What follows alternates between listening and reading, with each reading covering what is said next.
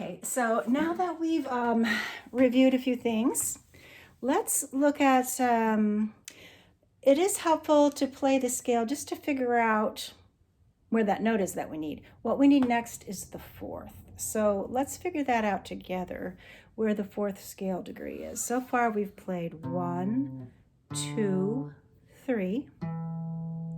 I'll give you a couple hints.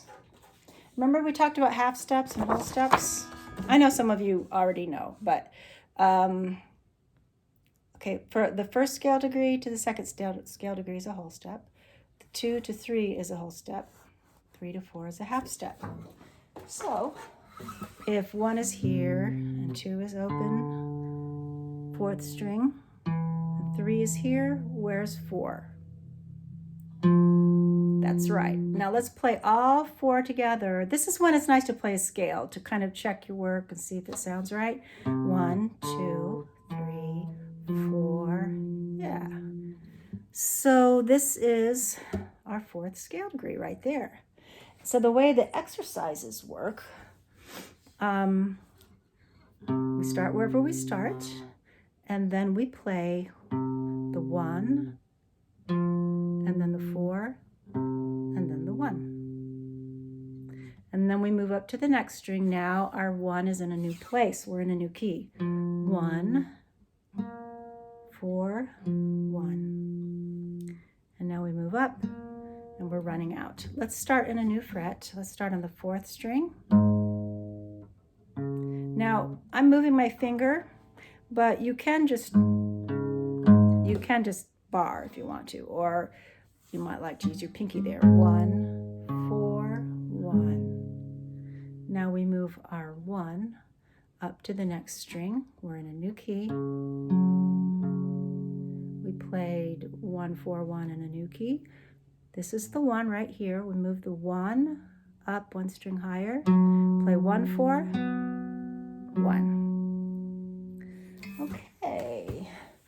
And ultimately, you're going to want to play, we're working our way up to where the way the well-tempered exercises work is you start as low as you can on your instrument and then as high as you can. And I'm just kind of easing into it so it won't be system overload for anybody. So, but you can play your fourths all over the place. However you know how to do it. You know, some of you are going to figure out the second string bump, some of you already know it, and some of you are working at the neck and at the nut, and doing the whole neck. But I want to point out, have you noticed that when we play fourths, we're playing that same note that we're going to go to?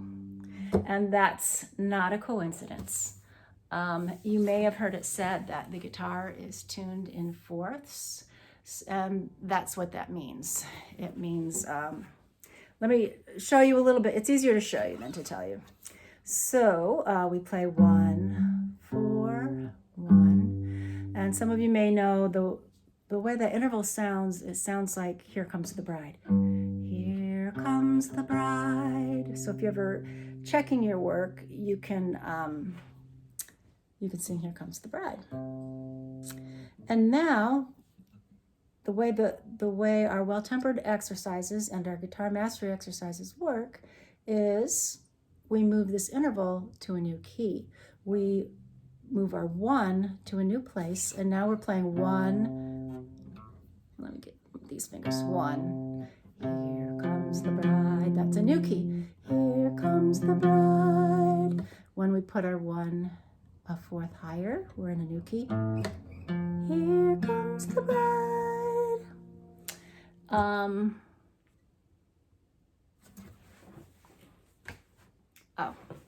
No matter where you go on the guitar, we could just jump way up here and use these 2 strings. Here comes the bride. I can move my 1.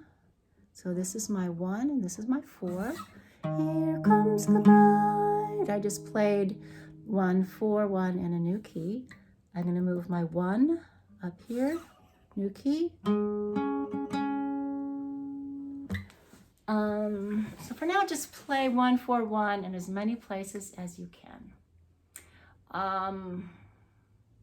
So for homework and your exercises for this coming week, spend some time playing the interval of a third and notice how pretty it is.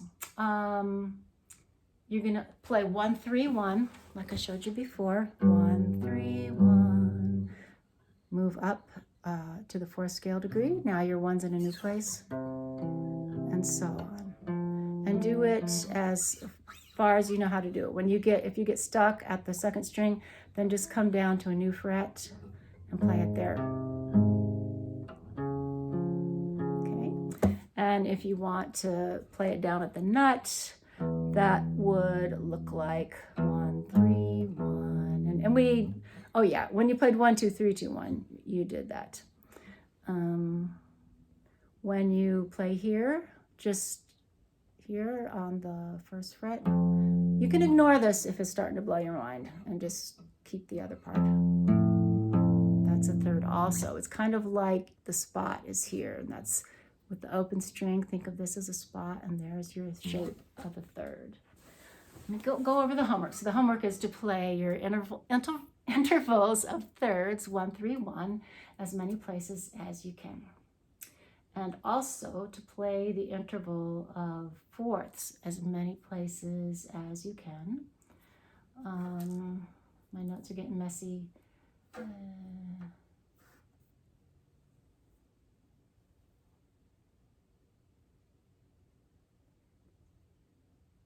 Okay, now we're getting into the challenges.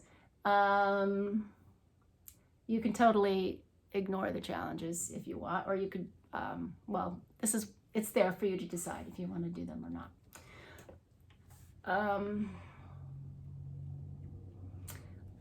So we talked about the thirds and how you can play them anywhere and they sound very pretty. I want you to look for this shape. If you know some chord shapes, if you don't know any chord shapes, that's okay. And this would be a good start. This is the C shape, and just notice, you might know that this is a C note. So here's the shape of a third right here in your chord shape. Okay. Let's look at a G chord. This is a G note, and this shape makes a G chord. You can play it that way too. There's lots of ways of playing G. This is the one I mostly use. This is your 1. It's a G note, and here's your shape of a third right there. So look for that shape in your chords. You might know the D shape. I'm going to take this finger out of the way. Here's the D shape. Some of you might know. I'm going to take this out. See, and this is a D note. We're going to learn later about roots and chords. But this is a D note, and there's that third shape again. Let me show you one more. You might be familiar with this. This is maybe the first bar chord shape that people learn.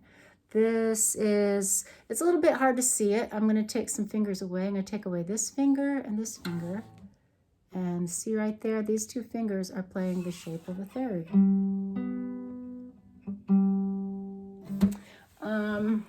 So look for that shape in the chords that you're playing.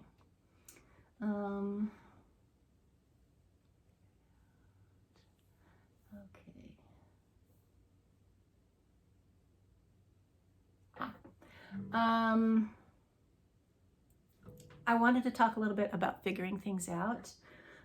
So if you can figure out how to play your thirds and your fourths, starting all the way down at the nut and working your way up, that's great.